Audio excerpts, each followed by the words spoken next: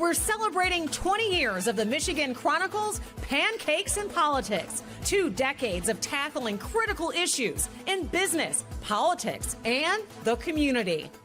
Today's Overdrive features a conversation about the state of education in Michigan. We'll hear from Dr. Jennifer Green, the Superintendent of Southfield Public Schools. Angelique Power, the President and CEO of the Skillman Foundation. And Ron Hall Jr., the President and CEO of Bridgewater Interiors. Our moderator today is Jeremy Allen, the Executive Director of the Michigan Chronicle. Today's conversation is brought to you by Business Leaders for Michigan. Michigan is more than a state. It's an idea, a shared identity. We won't settle for being middle of the pack. Michigan can be a top 10 state, and it's on us to make that happen. Beyond our own companies, above our own industries, a shared vision of transformative change compels us to work as one. For us, Michigan is more than a place. It's our purpose. Welcome to Pancakes and Politics Overdrive, brought to you by Business Leaders for Michigan. I'm Jeremy Allen, the Executive Editor of the Michigan Chronicle, and we're going to discuss today the state of K-12 education throughout the state of Michigan. And here to discuss some of the main issues that are impacting education and the K-12 system throughout Michigan are 3 distinguished guests. We have Ms. Angelique Power, the President and CEO of the Skillman Foundation, Mr. Ron Hall, the President and CEO of Bridgewater Interiors, and Ms. Jennifer Green, the Superintendent for Southfield School District. I want to welcome you all here with me to discuss this really important topic here. I want to first start with you, Ms. Power, Angelique. Just tell us a little bit about how the Skillman Foundation engages with K-12 education throughout the state. Absolutely. Thank you, Jeremy, for having us here and for having this conversation right now. Skillman Foundation is a 65-plus-year-old private independent foundation, and what that means is we stand 10 toes down for Detroit young people, and that we put our money where our mouth is. So we know that young people spend the majority of their time in schools and in after-school programs, and we know that funding some here or some there isn't enough, that actually what we're seeing in Detroit and across Michigan is about education systems in general. And so at Skillman, we give about $25 million annually in order to support grassroots, young people, teachers, neighbors, as well as grass tops, education advocates, to do what they can to make sure education systems work for young people in the long haul. And Ron, you're not just the president and CEO of a very successful business, but you're also engaged with Business Leaders for Michigan and other entities that have huge stakes in the prosperity of K-12 education throughout the state. Describe a little bit about your role in the state's education system. Well, there are several business associations that are very involved in trying to influence K-12 education systemic reform, and Business Leaders for Michigan is one of them. I'm a member of the board there, and I co-chair its K-12 Education Reform Committee. The Detroit Regional Chamber is very active in this space, the Small Business Association of Michigan, and others. And I would just say that, you know, collectively, the business community certainly recognizes that it has a role to play in trying to level up the state's achievement and performance in this space, and works, you know, collaboratively with the philanthropic community, with the education community, increasingly trying to help make that happen. And Dr. Green, you're a longtime educator here in the state of Michigan. Just talk about how, you know, with both business and philanthropic organizations, you as an educator kind of interact to ensure the best possible outcomes. One of the keys to success is that collective responsibility. It takes both the business sector as well as our community organizations, our parents, our educators to come together to ensure that every scholar that walks through our door receives a high quality education, and all of the other wraparound support services that are necessary to ensure that they are able to receive that high quality education. So we engage with our business partners and our philanthropic organizations on a daily basis. I want to dive right into, one of the things that's top of mind for most folks who really care about the state of education in Michigan right now, and it's that we rank 44th nationally when it comes to graduation rates and reading and mathematics levels. That is despite increased investments in the past decade in both state funding for K-12 education, as well as investments in personnel throughout school districts across the state. I'll start with you, Dr. Green. Why has the level of investment gone up, but the outcomes declined, and why are we sitting here ranked 44th nationally as a state? Very good question. We have a fragmented system that needs our unified vision, professional development, investment in education in order to move us forward. Although the investment has increased, we were so far behind in the funding model that we are still trying to catch up. We also have an inequitable funding model. When you are providing equally for the school districts and not equitably for school districts, you still have those gaps where students need the additional support. And we're not focused on that. Most recently, we had a school finance research collaborative. We spent millions of dollars for this research to occur, and the report clearly demonstrates there are certain standards that we must reach to ensure that everyone is educated in the state of Michigan. Yet, we've not acted on that report. It begs the question, why did we invest in the research if we weren't going to utilize the results? And so you talk about equal funding, but not equitable funding, and that's where organizations like Skillman Foundation comes in. How do you guys identify where the gaps exist and know exactly where to point the dollars that you are investing? Like you said, you guys have made over $20 million in investments to K-12 education. Where do you direct that money, and how do you determine where that direction goes? First, I just want to emphasize what Dr. Green said, that often we're hearing the story that we are giving more money and seeing lower results, and that is actually looking at a smaller period of time as opposed to going back the last 2 decades, where we have so drastically underfunded Michigan's education system, and even the starting salary for teachers is still below the national average. So I just want to correct the falsehood that we're giving more and seeing less.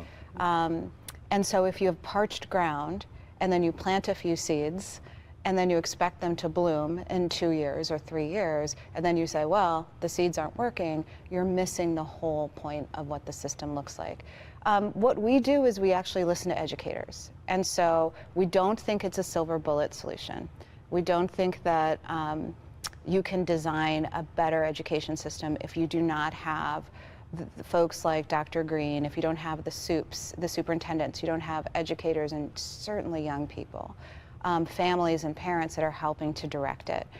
In Michigan, there are bipartisan solutions that have been formulated for the last 6-7 years, and we'll talk about some of the organizations that have been working on this, that are all about fixing the system and nourishing that soil.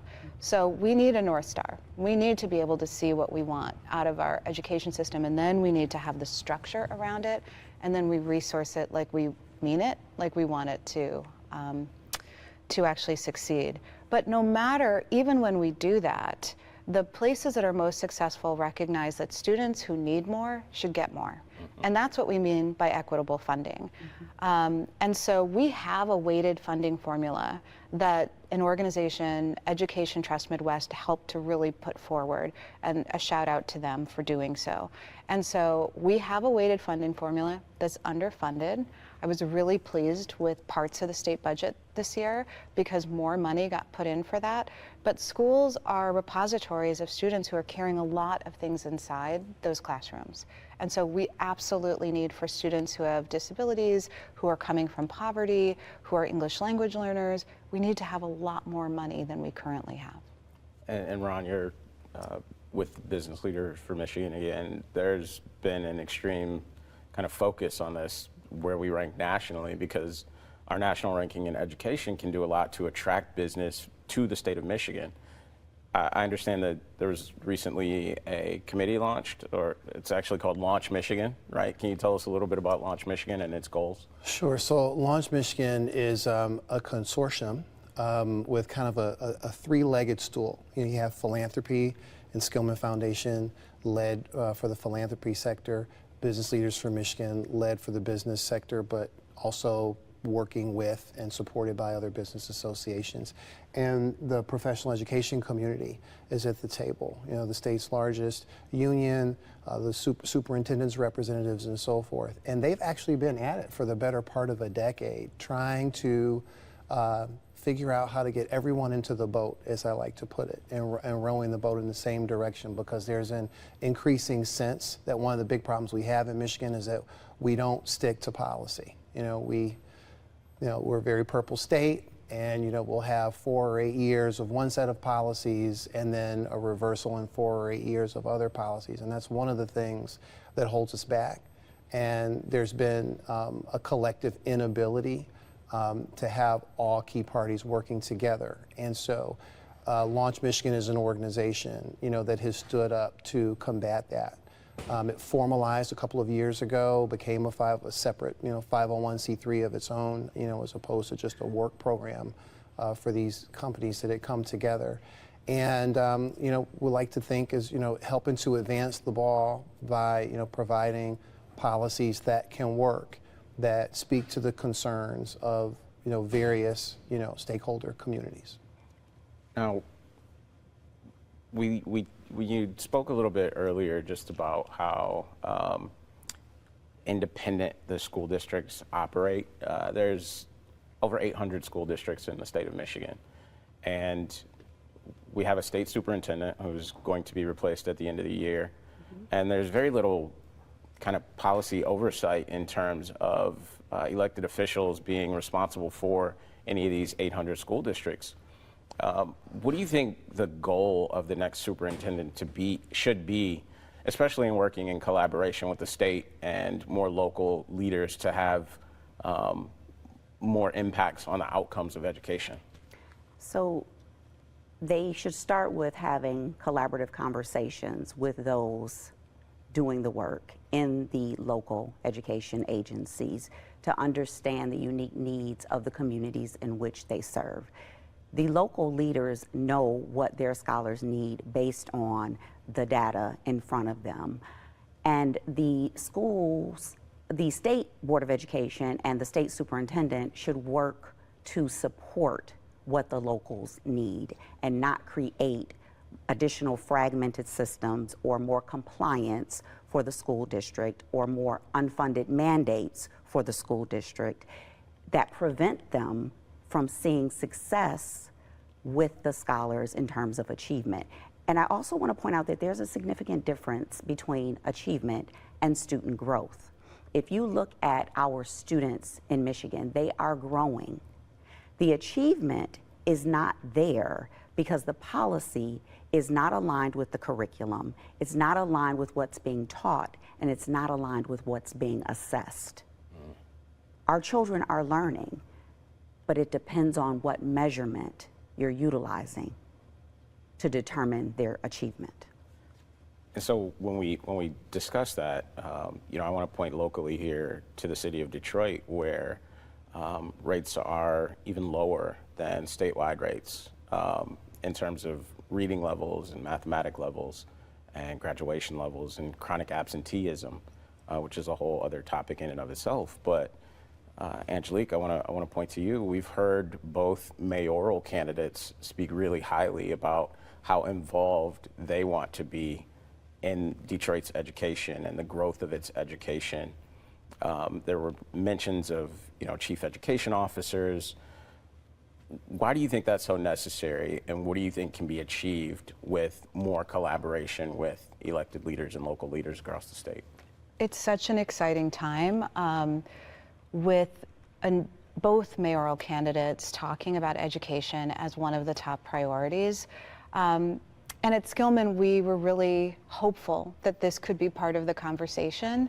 And we've spent time with the different candidates, with other foundations, asking to make sure that this is an education mayor in Detroit. There is no mayoral control of Detroit schools, and people don't want that. You know, surveys have shown that for now. I think that what they do want, though, is cohesion. And so there's so many opportunities for the next mayor. Sure, it is actually having folks that are within the mayoral office that have the year-round responsibility of providing that liaisonship and making it more seamless, working with the school board, working with the charters. But a mayor also has the opportunity to convene. And so we're talking about the need to have a vision for education writ large, but the mayor of Detroit can actually convene the district schools and the charter schools that are here so that we can have a vision for the city of Detroit that is cohesive across whatever type of school you have, including homeschools. The reality is that Detroit is blossoming and blooming and has been for so long. But until the schools are actually part of the investment and the work, we are not going to see the progress that we want to see in Detroit. I would actually love to see the next mayor use as one of their metrics of success the rate of chronic absenteeism. Because we know that chronic absenteeism is about so many other things that are beyond what happens in the schools. It's about housing, it's about economics, Right. It's about transportation. These are things that are within mayoral control. And so I think absolutely having an education officer, using the power of convening, but also making sure that all of the departments that you have a focus on schools and how they're working with schools and how they're working to combat these other issues. I want to talk for a moment about what's been dubbed the Mississippi model. Mississippi for ages was ranking in the bottom 5 nationally among education outcomes. And they've implemented a model now to where they're in the top 15 of education outcomes, 15 to 20 range of education outcomes nationally. Talk a little bit about what they were able to do and kind of what pieces of that model can be replicated to apply to different districts around the state of Michigan to ensure better outcomes and more success. We'll start with you. Thank you for calling it the Mississippi model and not the Mississippi miracle. Because there's nothing miraculous about what happened. It wasn't overnight. It was 20 years of rowing in the same direction, of having one vision, and then not flip-flopping every 4 years. We see such progress in places, whether it's a red state or a blue state, whether it's Mississippi or Maryland, we see that when you have a vision and you stick to it, you align policy around it and structure, and then you actually bring in resources like data and professional development and teacher technical assistance.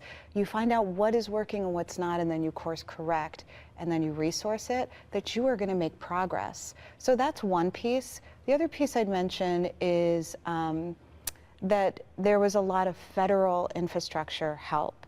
So there was something called RELs, which is Research Education Labs. That was a federal infrastructure where it actually helped to complement state level work.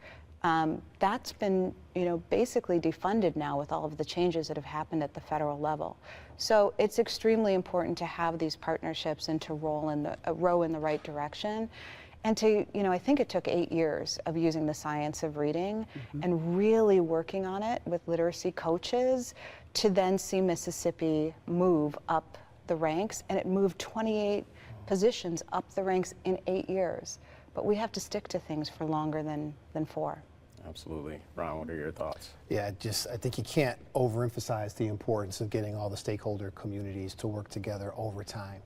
There's a lot of data that says, states that have significantly improved their public education systems, Massachusetts, Tennessee, Maryland, Mississippi, Florida to some extent, they work together over 10 years, over 20 years, across executive administrations, often, at least sometimes from both parties, no matter who's holding the power in the legislatures, because you have legislators and business communities and educators who recognize that they can't advance the ball unless they work together, and citizens that embrace the messaging that it's important and facilitate with their voting and such, an ability to do that. We really need to do that here. I appreciate the comment about turning to local educators to learn what needs to happen, but 850 school districts in a state with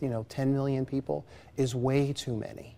And we know that. There's a lot of consensus that there are millions of dollars tied up in inefficiency in the way we administer our school system that can be brought into the classroom. You can hire more teachers, you can pay them better, you can give them more resources, and that is one of the many things we can do to advance the ball. And it's the kind of things that they have done in places like Mississippi, where they just collectively decided, we're gonna get up off the mat and do this.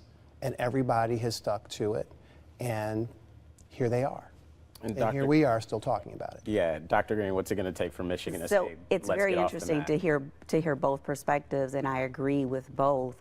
Angelique did an amazing job summarizing everything. The only thing that I would add when you mentioned advancing the ball, we have to keep the goalpost the same for everyone, and that speaks to accountability.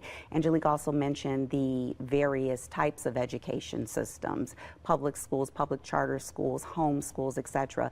If we are holding each entity accountable to a different measure, it is not a fair playing field. So let's hold everyone accountable to the same standard, identify what that goalpost is, and then let's work together to get there.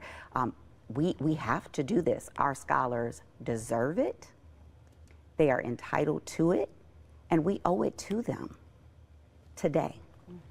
Ron, speaking about what's owed, right? I want to just have you chime in really quickly. What's owed from the business community in order to help achieve better outcomes? What does the business community need to do, whether it's with policy reform or influencing through dollars? How can the business community make a deeper impact in K-12 education outcomes? I think the business community has a voice and a role to play in the development of policy, but to the earlier comments, I think it's important to defer to the professional education community for a lot of that, and to the citizenry for a lot of that. But what business can do is advance the politics around policy reform. The truth is, in this state, in any state, the business community has a significant role to play when executive branch members, when legislators are thinking about, what their priorities are going to be, and in what order. And if the business community is standing up with other stakeholder communities and saying, this really needs to be a priority. I need more job-ready, future-ready people to come to my company, to come even, to peer firms, so that we can have a healthy economy here. That's the point of all of this work, is to try to have a healthy economy from the business perspective. And we know that businesses won't grow here, businesses that aren't currently here will not come here if they're not confident in the talent pool. And so it's imperative that if Michigan's going to become a top 10 state, which is the whole reason for being for business leaders of Michigan, that we're going to have to become a strong education state. Can I chime in on that question? Absolutely. Thank you. I agree that we have to work collaboratively, and I think that it has to be more than just setting policy for the school districts to follow. I believe that a true civic engagement with school districts is extremely important. Referencing Southfield specifically, we believe in exposure at the very early grade levels, exploration in the middle grades, and then preparation at the secondary level. We would very much like for the business leaders to expose our children to what their potential could be. If you don't see it, you can't achieve it, is often referenced when it comes to young scholars. We'd like to give them more of that exposure early and often. Every one of us came from a school, public school or private school or homeschool. We had a teacher in our life, and we cannot forget that our foundation started in a classroom. We have to re-engage the community and respect the educators to keep them in the profession We are losing great educators every day because of the public pressure that they are facing. We need our business partners to help bolster the educators in the conversation around the table, because often they're the last person to engage in the conversation. I want to focus on some positives. What can you identify any particular districts around the state who have implemented changes that have shown success in recent years, and how that model can be replicated in other districts to ensure similar outcomes? And I love that question because you mentioned some of the challenges in Detroit earlier, but the truth is Detroit's numbers have improved compared to districts around the state quite markedly in some important ways. We were just talking this morning about teacher retention, for example. They've got some very interesting things going on there in terms of retaining higher percentages of teachers by a significant percentage, getting students up, more students, a higher percentage advanced up to grade level in some ways than many other districts. And so further to go perhaps in some ways, but I think that, you know, the recent trends of improvement in the Detroit district really need to be recognized. Can I build on Detroit? absolutely. For the first time in years, enrollment actually grew in DPSCD. That's huge. That's fantastic. That is the sign of you know, more folks that are staying, will stay in the city and send their children to schools. Like Ron was saying also, DPSCD was outpacing the state in terms of progress. I loved when Dr. Green was talking about how you measure student progress. And so how students were recovering after COVID. At DPSCD, we're seeing like remarkable things that are happening in addition to high school graduation rates. And so I think that sometimes we like to sing the same songs. And actually there's a tremendous amount of things we need to be paying attention to that are changing that we also want to continue to invest in. I agree. There are pockets of excellence happening throughout the state of Michigan. We need to study those specific schools and or districts and replicate where possible based on the communities that we serve.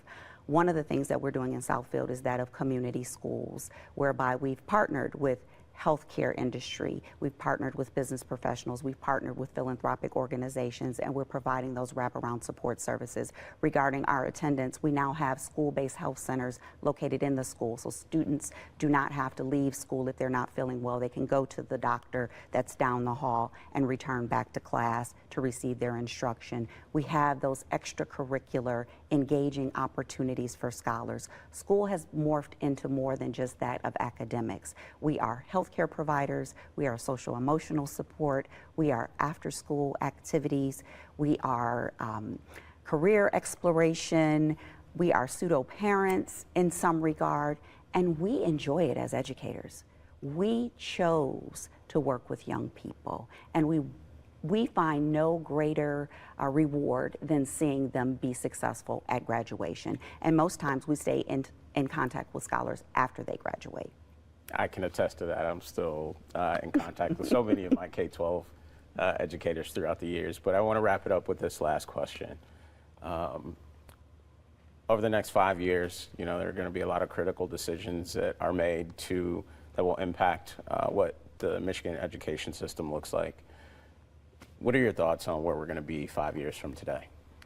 5 years from today, we will be looking back on this moment as a critical moment where we shifted direction in Michigan. We have a gubernatorial race happening. We have a new mayor coming into Detroit. We have a new state superintendent in the role. We have fantastic educators. We have young people who are more engaged than they've ever been. We actually understand that when we're talking about education, we're talking about Michigan-wide need to reform education. 9 out of 10 children in Michigan are in public schools. When we saw the state budget come through this time, what it said was, we're not privatizing public education. We're not punishing schools for DEI practices. We're investing more in our young people and in our teachers. And so what's going to come next is a vision for education, a North Star, and we're all going to row there over not just the next 5 years, but the next 10 and 20 years. And I think you'll also see in 5 years, a business community that is engaged in a way it wasn't 10 years ago. There's definitely a significant building consensus that the business community has to be in this fight in order to improve educational outcomes for children in the state of Michigan. I don't think that's going to wane. I think that there's an understanding now that it's as important as tax policy and some of these other things that the business community is more commonly known for caring a lot about. We are at the precipice of change, not only at the local and state level, but at the federal level. There has been significant change with the Department of Education. There are programs that are in jeopardy of continuance that every school district needs. For example, 5 years from now, I truly hope that we have full funding for IDEA, which is the Individuals with Disabilities Education Act. 50 years ago, we were promised that it would be fully funded at 40%, and here we are 50 years later with approximately 13 to 14% of that funding. I hope that not only at the state level, but at the federal level, we can move this entire nation forward with education. Well, I want to thank you three so much for really diving deep and engaging in this super important topic that really is going to influence the direction and the trajectory of the state as we try to continue to invest in our young people, invest in our education systems to try to get Michigan up the ranks and really achieve that top 10 state status that so many folks are looking for. Angelique Power, Ron Hall, Dr. Green, thank you all so much for joining me. Thank you Thank you very for much. having Thank us. you.